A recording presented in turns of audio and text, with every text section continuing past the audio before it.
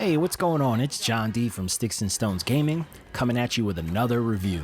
So, this is my review for Vader Immortal, episodes 1, 2, and 3 on the Oculus Quest 2.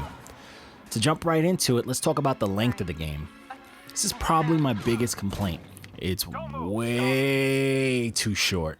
Took me about 3 hours to finish, about an hour per episode, and we can tag on an extra hour because after each chapter, I'd spend about 20 minutes in the Saber Dojo just having myself a good time. Like, I was doing all sorts of crazy stuff. I spent probably 10 minutes, high-key, learning how to master, like, the Conan combo. If you know what that is, then it's around the head and behind the back. It's ridiculous. But anyways, let's talk about the storytelling and the quality. I mean this when I say this. Whether this gives you good feels or bad feels, it is very Star Wars. Take that how you want to take it.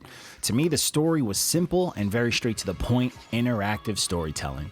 This was written for the sole purpose of being inside of a chunk of the lore with Vader.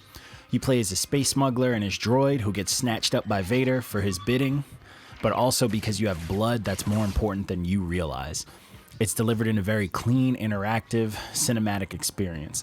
One of the standouts for me is when they dive into the past and all the lore and stuff that they tag onto it with that. If you read the books or anything like that, felt nice. So let's talk about the gameplay. The gameplay is a good time. You weave in and out between watching, enjoying, then moving, sometimes climbing a bit, doing mini puzzles, to ultimately end on an action note. Each chapter ups this action, which honestly increases its good time factor perfectly. First chapter, you get the saber. Second chapter, you get your force on. Then the third, you get a full-on party where you get to use the force, you have your saber, and they throw in some set pieces and like weapons, guns, blasters and all that stuff, and grenades, and boss battles. So obviously, it's not really a spoiler, because if you think this is, you might need a dunce cap, but like obviously you're gonna end with a Vader fight, which is a pretty good time, The fan in me was like, this would never happen, but it is what it is. So let's dive into the dialogue. It's as good as it should be, being a huge IP. Also because Disney. It works. You feel like you're part of the huge universe, and the people talking to you are just as small as you. It has its quirky, it has its jokes, it has its silly, all because, Disney. This was made for only VR, so that answers anything involving that. But speaking on that, let's talk about the controls. The controls, they worked, man. It's dumbed down, simple VR controls with all the available modifications you need for comfort, like the field of view things and locomotion or snap movement, all those bells and whistles to make you, not want to puke or anything like that. Most of the game consists of these stationary set pieces where you can, the whole time you can do, obviously it's VR, you can do the whole 360 bit, but these little set pieces are usually indicated by this arrow or something on the ground that points in a certain direction, so everything's kind of coming for that front direction. Doesn't really stray from that. Character development. For someone playing this, it's nice to feel like you're getting stronger and gaining access to more things as you progress, but for a Star Wars stan, there is no way someone gets good at the Force and a saber that quick. Even enough to stand in front of Vader with the lights out? Come on. But anyways. Graphics and level design. So the graphics, they are great, man. The textures, they're nice. Everything looks super clean, very photorealistic. Set pieces and the environments are nice. The climbing and the traveling all worked with that because you're getting really close to walls and stuff, and nothing really looked crappy when I got close to it. And you always feel like you're part of like a way bigger world, which, the graphics played a big part in giving you that sense. Vader really felt good, like high key, like I'm a big dude, and him towering in front of me made me puff my chest a little bit, like I was high key intimidated, and it felt good because that's what you want Vader to be, not just some dude in like a Party City costume. Like, he's a scary dude with a big ass head, like it's terrifying.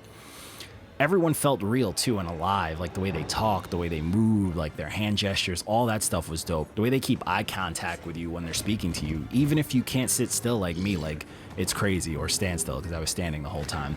And it also had small details that you'll discover just messing around, like seeing what you can touch and what can't you do, and like that added to it, like trying to touch the, the saber, then it goes away. It's kind of a nice aspect to it, or trying to, just saber people was kind of cool. It didn't really have the Jedi Academy, like leave the marks on the walls that I love with any game with sabers, like they should have. and high key that last one, that Dark Souls one, should have had that, but like it had enough, like it smoked and stuff like that, so I wasn't really mad. The interiors, though, are super dope. Like, from the inside of the ships, like your ship to the ship you get snatched up on, or the paintings on the walls in Darkcast, like the caves in Darkcast, look great. But even, like, some of the drawn-out stuff look fantastic, too. Like, when you're looking at a distant view at, like, the lava-filled world of Mustafar, like, it looks super dope. And honestly, one of the best things that I enjoyed with the game that was just very new and very fresh is whenever they dove into a storytelling moment where they were talking about the past, it had this really cool, like, air art style, like this weird 3D air art style that just looks super sick. There's a cool vision of Vader in there. Very, very dope storytelling. And it was cool, man. It was a nice little thing to take you out of this super clean, realistic world. Kind of reminded me of like Dreams for the PS4, but like the building world a little bit in a sense, but you know, or that like VR painter game, if anybody's played that. I don't know if you have or not, but super solid. Let's talk about replay value.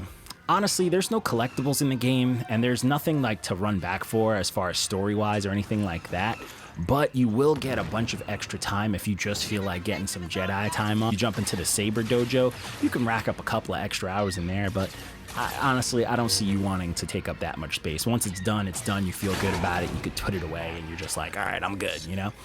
So, this is something... Though even it's about $10 per episode, which is about $30 total, it still seems a bit short for the price. I highly recommend catching this when it's on sale.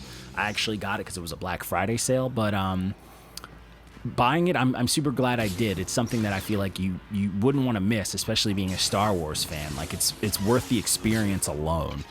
But yeah, man, all in all, let me know what you think. Don't forget to please like and subscribe. And also, do you have an Oculus 2? What are you playing and what should I play? But also, do you want to be friends and hear my soothing voice? Reach out to us in the comments, or you can hit me up directly at John D. Who on all social media. But that's it for me, guys. I'm signing out. Peace.